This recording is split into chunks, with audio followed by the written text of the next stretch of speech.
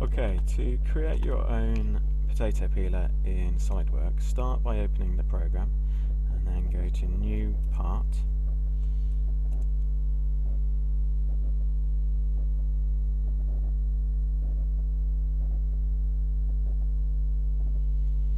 Okay, and once that's fully opened, go to Features and start by creating an extruded boss base.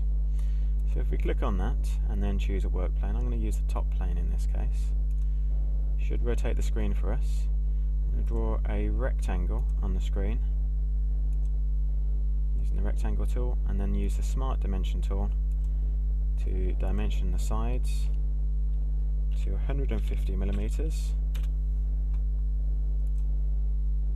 by 70 millimeters. Okay, I'm going to turn that off. Highlight all of those lines and then turn them into construction line by clicking on that option there.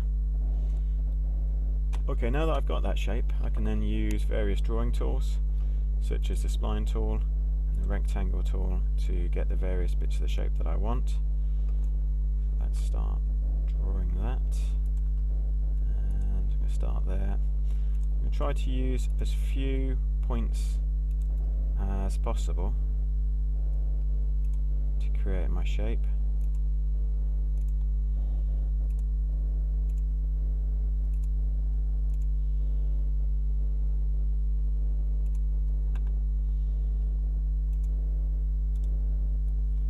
And then just turn it off when you've finished with it.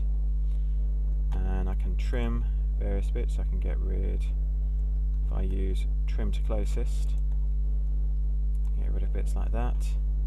And I can use the fillet tool. If I set a radius, let's say of 3 millimeters, and click on two edges. If I zoom in, you can see that's rounding that off. Tick to confirm. Tick to confirm.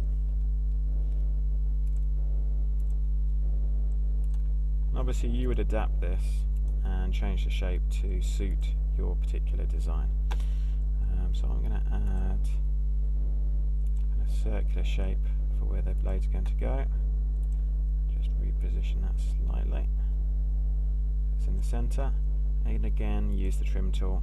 Trim to closest. Get rid of the bits I don't actually want. And don't forget any stray lines. Get rid of those as well. Okay, so that's a basic shape. If I'm not happy with it, perhaps I can tweak it, adjust various points, drag them around a bit, change the effect that they have by moving these points. Like I say, the fewer points that you've got, the easier it is to adjust it and get it how you want it. So I'm reasonably happy with that. Let's bring that over there. Let's make it a bit wider at the top. Until I've got something that I'm happy with.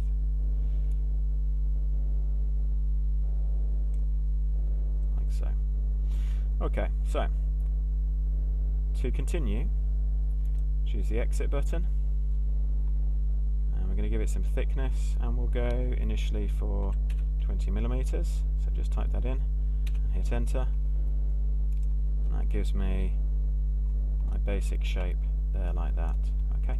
Once I've got that, I might want to add some extra features. So if I go to features, I might want to do a cut into it, perhaps to create a hole in the surface to hang it off.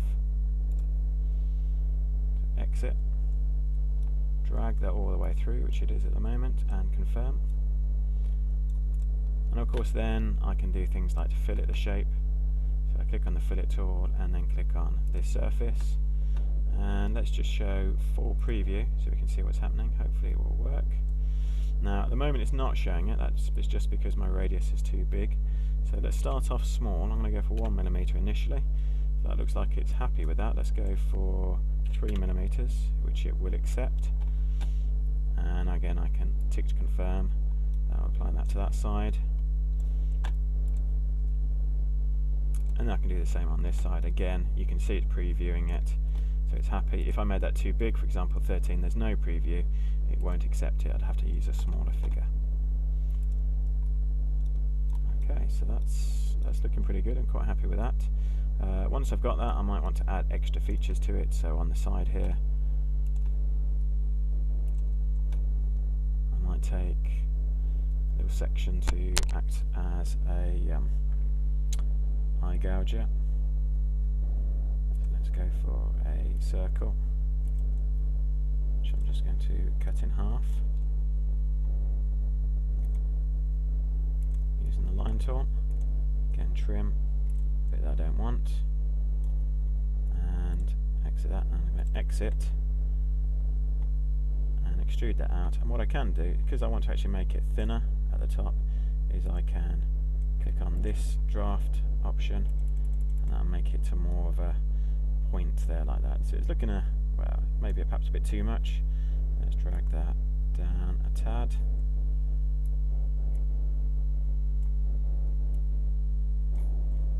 Maybe make it a bit more of an angle. Okay, so I've got something like that. Confirm. So I've added some extra features on there, like so. Once I've got that, I can click on the bouncy ball, and I can go to appearances, and I can play around. Perhaps I want to go with plastic, medium gloss, scroll through, choose a colour, drag it on, and just choose either this part 1 or the body, and that will kind of show what it looks like. And I can zoom in and kind of get a closer look. Or what I might want to do is just apply perhaps a finish to a certain surface. So if I was to go for rubber, let's say matte, and I wanted to create a rubber effect perhaps around the outside of it, I could do it onto that surface and just choose that feature there. So that's now applied kind of a rubber effect to the outside. Okay, so that's one approach. Have a go with your own design, see if that will work, see if you can model it full scale, and once you've managed to do one, perhaps try one of your alternative designs as well.